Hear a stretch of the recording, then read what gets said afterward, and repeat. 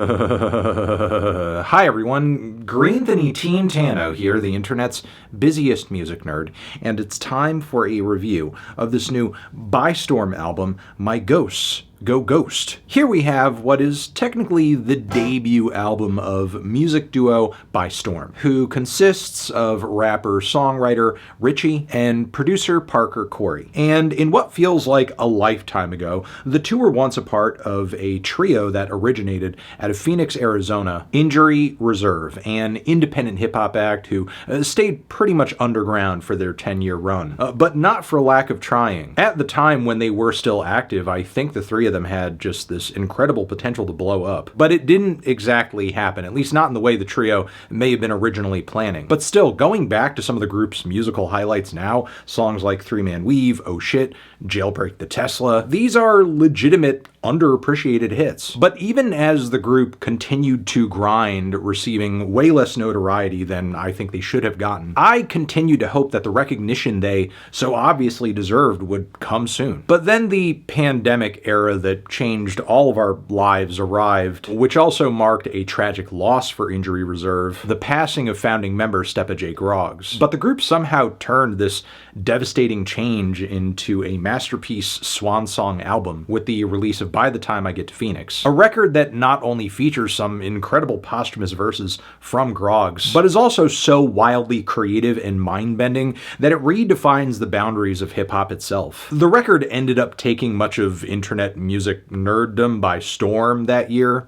See what I did there? And then Parker and Richie ended up kind of calling it quits on Injury Reserve, leading to this transitional period where they formally reassembled as a duo, By Storm. Richie also dropped a solo record. And through By Storm, we also saw a handful of just head-scratcher singles, all of which to some degree were kind of like tough sells as a first introduction to this new era. They were not commercial hits, that's for sure. And in some ways were far stranger than even some of the most experimental moments on By the Time I Get to Phoenix, like the song Zigzag, for example, which is just this tangled web of chopped up guitar phrases, dour chords, meditative mantras coming from Richie rapping, psychedelic delays, and also some rhythmic sequences that sound like an NPC falling down a flight of stairs. The whole thing culminates into a rap spirit journey of sorts. And again, while all of the teasers to this record had their respective strangely beautiful moments, they were also kind of hard to make heads or tails of merely on their own. But on this now complete album that too contains Zigzag,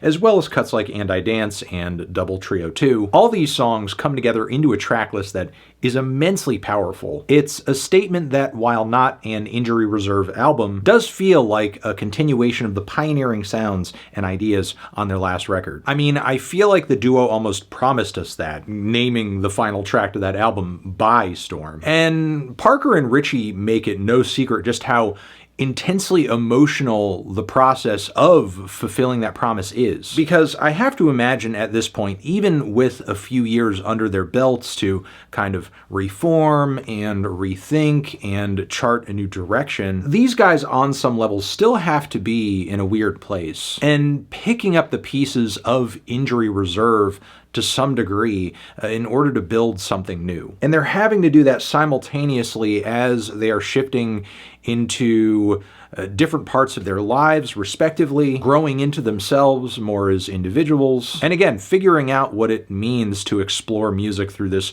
new creative dynamic as a duo, with the loss of their greatest collaborator haunting them. All of this is clearly what is driving Richie's lyrics on this record, too. But I think this also explains why so many of the instrumentals here feel deconstructed in a way. But that lack of directness doesn't mean a lack of direction, because at the end of the day, I think it actually intensifies a lot of the emotions the duo are trying to get across here. Case in point, the opening track, which explores anxieties around the way parenthood can change a relationship. Because now, after having a child, you're having to share your partner effectively. And Richie drops a lot of bars anticipating maybe the negative ways in which that can impact things, fearing that he will instantly miss the way things used to be. And again, somehow the scattered layers of guitar chunks and auto-tuned vocals vocal leads, rap-sung bars, as well as eerie, muted background vocals. It all speaks to that feeling better than I think something more spelled out could. Following this, we have Deadweight, which is similarly fragmented with the various relationships between each sound in the mix, but it all rises up and reaches this intense, noisy peak that feels like either an anxiety attack or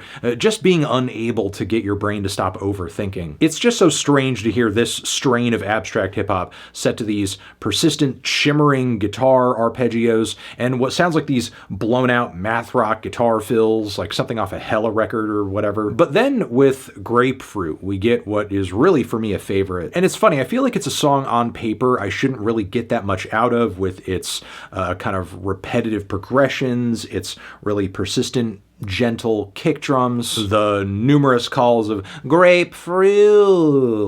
But the end result of all of these ideas here is genuinely mesmerizing, especially with these woozy waves of harps and keys coming in again and again. Meanwhile, Richie delivers the first real straightforward rap verse on the entire record. It feels like he's throwing it back to the youthful, charismatic bars that he used to write on records like Live from the Dentist Office. But then that is contrasted greatly with his flow and delivery on the second verse, where he sounds like he's really suffering, feeling quite tortured, almost like trying to bargain his way out of his pain, out of his anguish, and progressively feels like he's kind of losing himself to this sadness. And the surreal grapefruit imagery throughout the track actually does kind of like say a lot about his creative process, likening the inside of the grapefruit to the inside of his own physical being in terms of its makeup, its color, and I imagine on some level likening this to the process of kind of tearing yourself open creatively or spilling your guts, spilling your emotions out. Following this, In My Town is another incredible highlight for me, with a super collagey instrumental that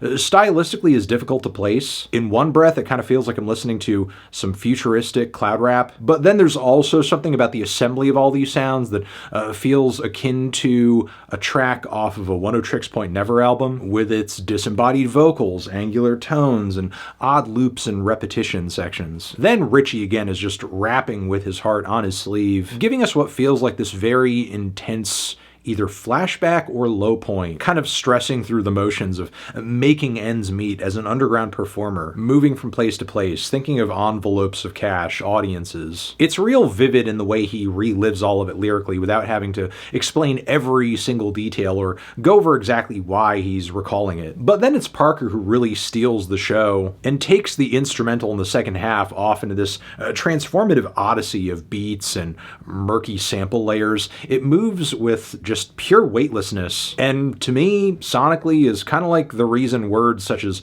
transcendental exist. The track Zigzag I want to touch down on again for its lyrical themes, as it is a pretty important centerpiece for the album, as the entire track seems like this ode to these times in life where Richie may have spent his energy dodging obstacles, avoiding dangers, difficulties, stressors, and the track kind of in its own way acknowledges the futility of that and the regrets that may come with running away from your problems and challenges. Then the second half of the record contains some surprises and familiar moments. We have, interestingly enough, a Billy Woods feature on the song Best Interest, a track that I have kind of mild feelings on, honestly, due mostly to Richie's very sort of understated delivery on this track, which kind of succumbs to this very drony, saturated instrumental just packed with all of these kind of wheezing strings. And while noise and cacophony is definitely a defining factor of some of this album's best moments, unfortunately Richie's performance here doesn't really break through it. Then after this we have this second iteration of Double Trio, which was a teaser, and coming back to it, honestly, within the track list here of this album,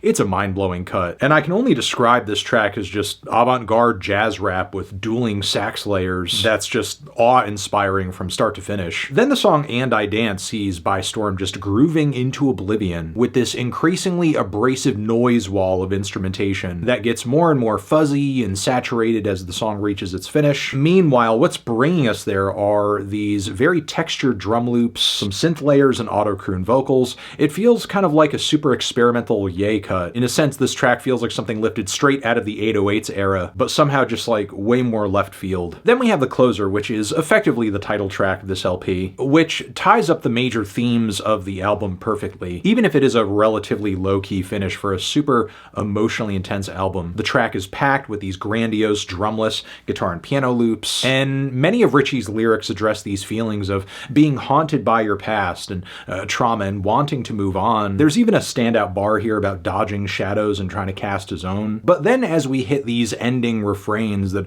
close the track out, I get the sense that Ritchie is trying to say that these lingering feelings and memories also make him who he is, and he kind of accepts them and begs them not to leave, which I think is a pretty wonderful way for an album that, again, is so much about being haunted by your past to finish off because you're reckoning with these feelings instead of running away from them. Again, wonderful sentiment and incredible, just very incomparable production that is so ahead of the curve, so forward-thinking, so beautiful, textured, and moving in its best moments, of which there are many across the album. And again, I love how much this record gets across musically and thematically without having to be too obvious about any of it. Those and many more reasons are pretty much why I'm feeling about a decent to a strong 9 on this record. Transition, have you given this album a listen? Did you love it? Did you hate it? What would you rate it? You're the best, you're the best. What should I review next? Hit the like if you like. Please subscribe and please don't cry. Hit the bell as well.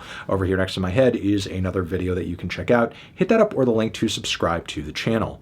Anthony Fantano, by storm, forever.